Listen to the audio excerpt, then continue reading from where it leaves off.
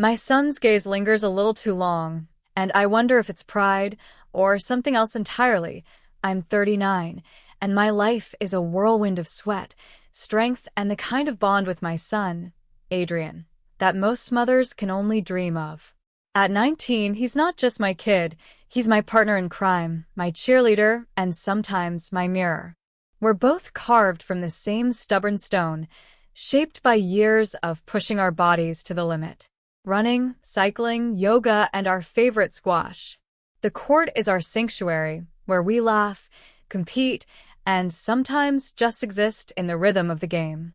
But lately, there's a new rhythm between us, one I can't quite name, and it's starting to hum louder than the thwack of the ball against the wall point 10 years ago. My world shattered. My husband's betrayal left me hollow, staring at the ceiling for months, drowning in a depression that felt like quicksand. I was 29, a young mom with a 9-year-old son who needed me to be more than a ghost. Adrian was my lifeline. He'd tug at my hand, his big green eyes pleading, "Mom, let's go outside." I didn't want to, but for him I moved. One step became a jog, then a run. A run became a gym membership, then a squash racket. Sports didn't just save me, they remade me. And Adrian? He was right there, growing up alongside me, cheering every milestone from my first 5K to the day I beat him at squash. He still claims he let me win. Now, at 39, I'm stronger than I've ever been. My body is lean, my mind sharp, and I carry myself with a confidence that turns heads. Adrian notices. He's always noticed. "Mom, you're a badass," he'll say, grinning as we cool down after a match. He's proud, I know that. But sometimes his compliments feel different. They're not just about my backhand or my stamina. "You're glowing," he said last week, his voice softer, his eyes lingering on my face. I laughed it off, but my stomach did a little flip. Was it just a son admiring his mom? Or was it something else? Adrian's not a kid anymore. At 19, he's tall, broad-shouldered, with a quiet intensity that draws people in. He's got my dark hair and his father's sharp jawline, but his heart? That's all his own. He's fiercely protective, always has been. When we're out running, he'll glance at the guys who slow their pace to stare at me. "They're checking you out," he'll mutter, half teasing, half something else. I brush it off, but I see the way his jaw tightens. Is it pride? Protectiveness? Or, God forbid, jealousy? I push the thought away. He's my son, my best friend, my anchor. Our mornings often start the same: coffee, stretches, and banter. But last week, something shifted. I woke up to the smell of pancakes and found Adrian in the kitchen, flipping heart-shaped ones onto a plate. "For you," he said, his smile shy but deliberate. The gesture was sweet, but the way he watched me eat, leaning against the counter, his eyes tracing my movements, felt heavier. "You deserve this, Mom," he said, and his voice was low, almost reverent. I thanked him, my cheeks warm, and changed the subject to our squash game later. But the air felt charged, like the moment before a storm. Squash is where we're most ourselves. The court is small, intense, just like us. We play hard, no mercy. That day, we were neck and neck, the score tied at 8-8. I was in the zone, darting across the court, my racket a blur. Adrian served, and I lunged for the ball, but it came low and fast, smacking me just below the waist. Pain shot through me, and I doubled over, gasping. Adrian was at my side in an instant, his hand on my back. "Mom, you okay?" His voice was tight with worry, his fingers lingering longer than necessary. I nodded, catching my breath, but his concern didn't fade. "Let's call it," he said, guiding me off the court.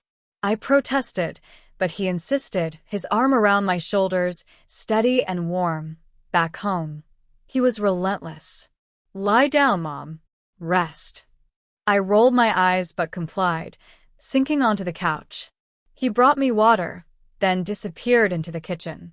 An hour later, he returned with a tray, grilled chicken, roasted veggies, and a glass of my favorite sparkling water. Dinner in bed, he said, setting it up like I was royalty. I laughed, but my heart tugged. This wasn't just a son taking care of his mom. It was detentive, intentional.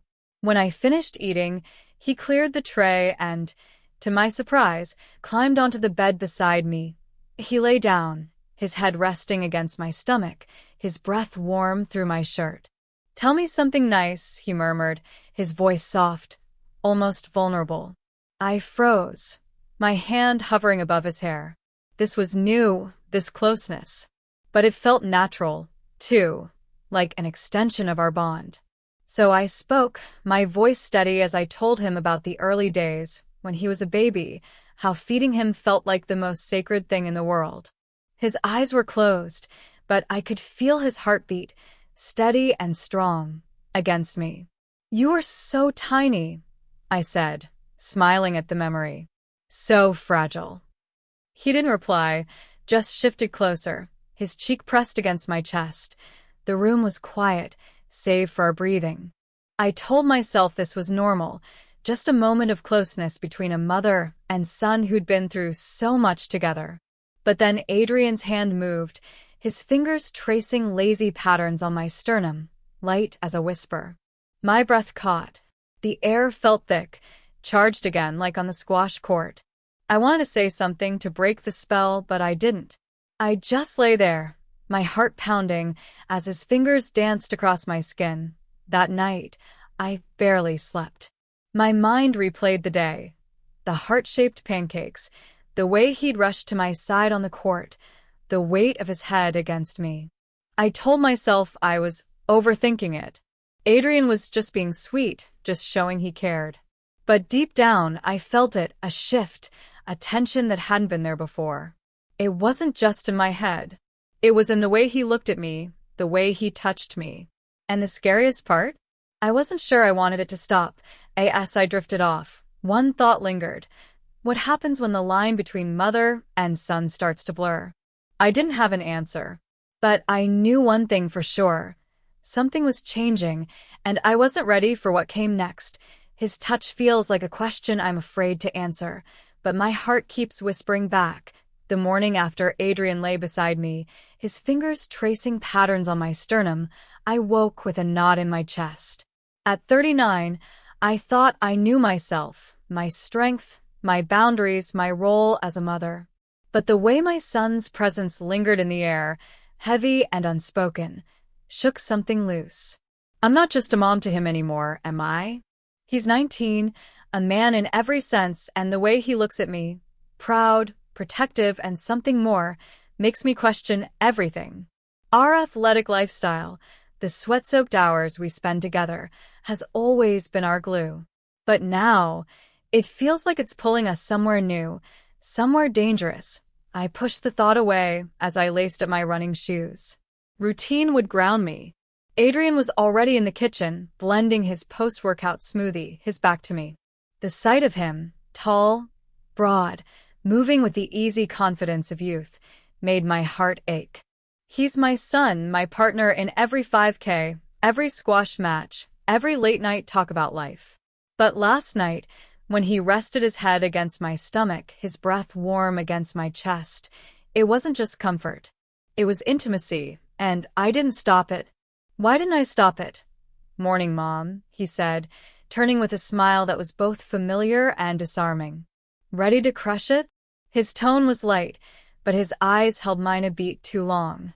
I nodded, forcing a grin. "Always." We headed out for our run, the cool morning air a balm against my racing thoughts.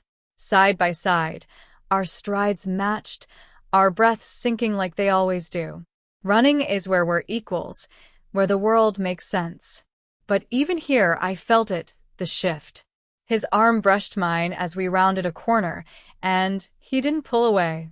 Neither did I. Back home, we stretched in the living room, the silence between us comfortable but charged.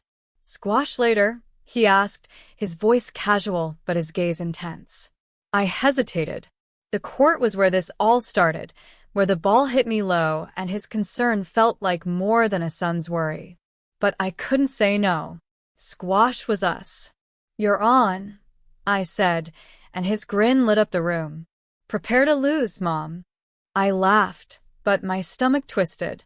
What was I walking into? The court was as intense as ever. We played like we meant it, diving for shots, our rackets slicing the air. I was hyper-aware of him, his speed, his strength, the way his shirt clung to his frame.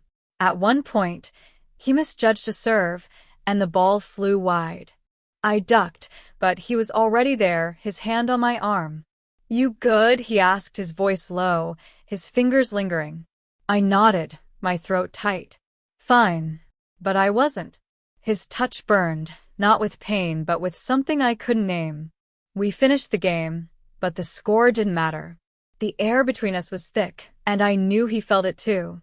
That evening, Adrian was back in caretaker mode. "You need to rest that hip," he said, referencing the squash ball incident from the other day. I was on the couch, scrolling through my phone, trying to act normal. He brought me tea, then sat beside me, closer than necessary. "Mom, you push too hard sometimes," he said, his tone soft but firm. "Let me take care of you." My heart thudded. He wasn't wrong, I did push hard, always had. Sports were my escape, my way of proving I was enough after my husband's betrayal. But Adrian's care felt different now, like he was stepping into a role that wasn't just a son's. He reached for my hand, his fingers brushing mine, and I froze. "You're amazing, you know that," he said, his voice barely above a whisper. "Not just as a mom, as you." My breath caught. His words were a line crossed, a door cracked open. I should have pulled back, set a boundary, but I didn't. I looked at him, his earnest eyes, his steady gaze, and felt a pull I couldn't ignore. "Thanks, Adrian." I managed, my voice shaky. He smiled, but his hand stayed on mine, warm and deliberate. The next few days were a blur of routine and tension. We ran, we played squash, we laughed, but every moment carried weight. He'd brush past me in the kitchen, his hand grazing my back. He'd compliment my strength, my smile, his words laced with something more. And I let it happen. I told myself it was harmless, that he was just affectionate, that I was reading too much into it. But then came the morning he made breakfast again, heart-shaped waffles this time, with strawberries arranged just so. "For my favorite person," he said, his smile shy but bold. I ate, but every bite felt like a confession I wasn't ready to hear. That night, he pushed further. I was in bed, reading, when he knocked. "Can I come in?" he asked, already stepping inside. He carried a tray, soup, bread, a glass of wine. "You've had a long day," he said, setting it on my nightstand. I thanked him, but my voice was tight. He didn't leave. Instead, he sat on the edge of the bed, watching me eat. When I finished, he took the tray, then hesitated. "Can I stay?" he asked, his voice soft, almost pleading. My heart raced. I should have said no. But I nodded, and he climbed onto the bed, lying beside me, his head resting against my stomach again. "Tell me another story," he said, his voice muffled against my shirt. I swallowed, my hand hovering above his hair. I told him about the time we went camping when he was 10, how he insisted on building the fire himself. He laughed, his breath warm against me, and I felt that pull again, stronger, sharper. His hand moved, fingers brushing my side, then resting on my chest, tracing slow, deliberate patterns. My heart pounded, but I didn't stop him. I couldn't. The room was quiet, the world outside gone. It was just us, and the line between mother and son was blurring faster than I could grasp.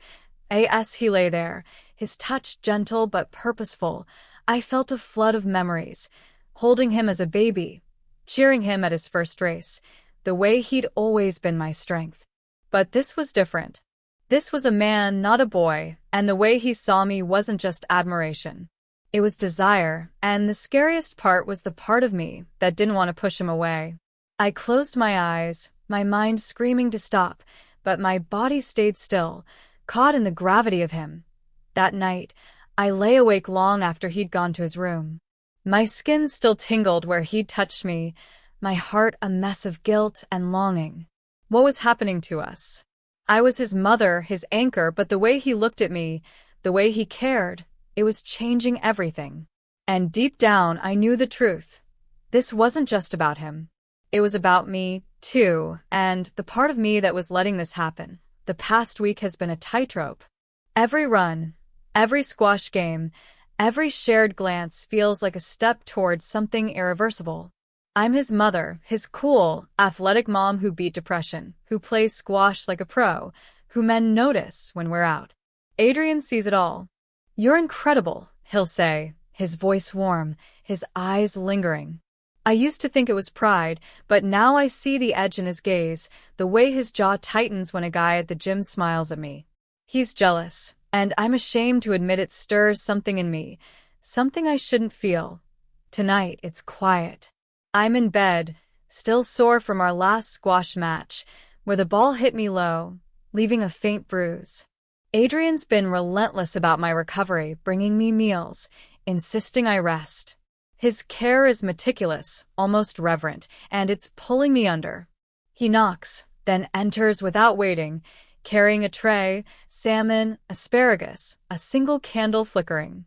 "Dinner in bed, Mom," he says, his smile soft but deliberate. I thank him, my voice tight, and he sets it up like it's a ritual. I eat, aware of his eyes on me, steady and unyielding. When I finish, he takes the tray, then pauses. "Can I stay?" he asks, his voice low, vulnerable. My heart races. I should say no, draw the line, but I nod, and he climbs onto the bed, lying beside me, his head against my stomach. His breath is warm through my shirt, and the air feels thick, like it's holding its breath. "Tell me something nice," he murmurs, and I'm back to that moment last week, when his fingers traced my sternum, when I didn't stop him.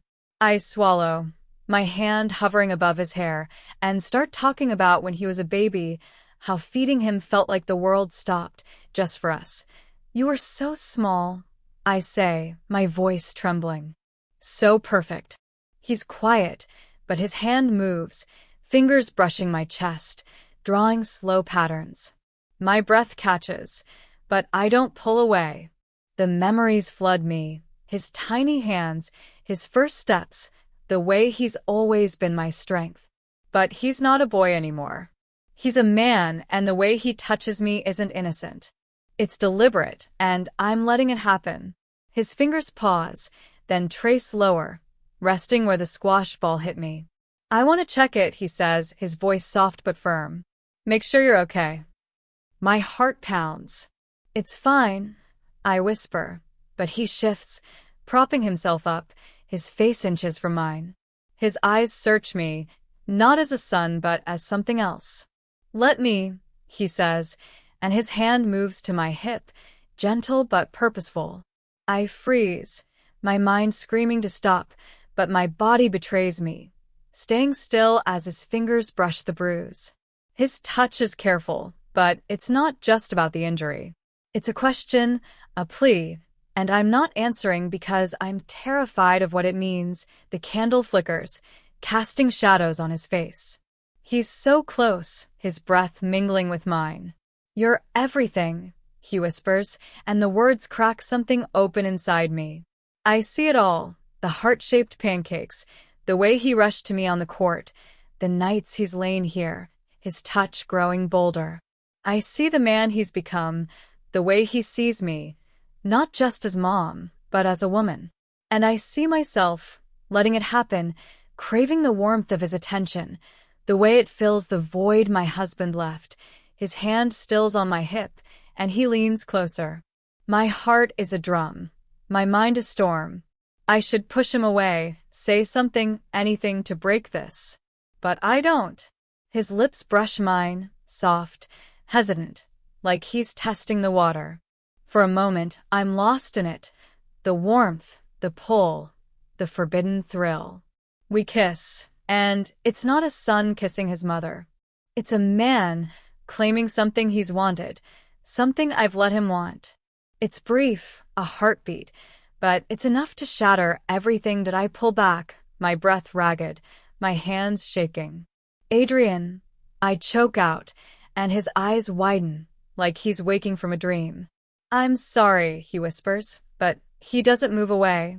He's still there, his hand on my hip, his face inches from mine. I shake my head, tears burning. We can't, I say, but my voice is weak, and I hate how much I don't mean it.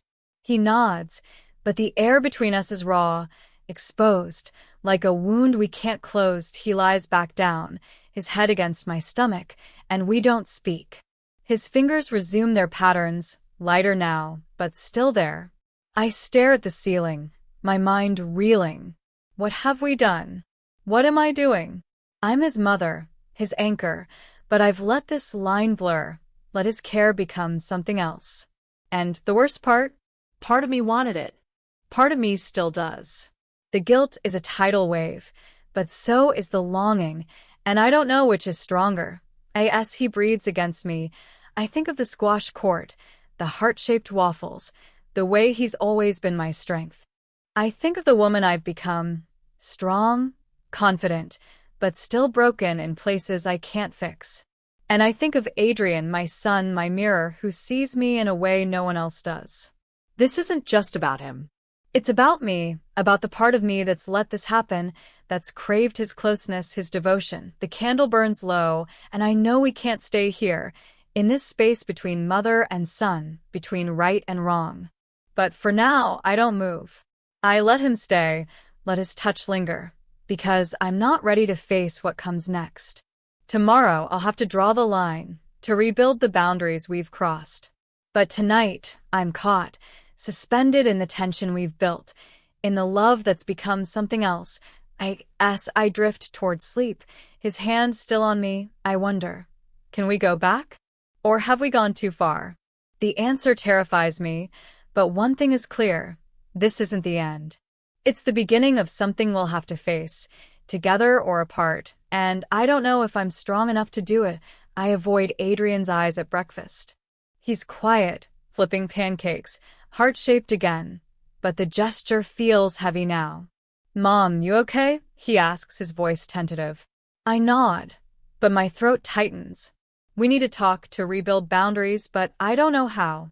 Squash later, he suggests, and I hesitate. The cord is where this started, where his concern became something more. But it's also us. Sure, I say, hoping routine can ground us on the court. We play cautiously, the usual fire dimmed. His serve is soft, like he's afraid to hurt me again. When I miss a shot, he doesn't rush to my side.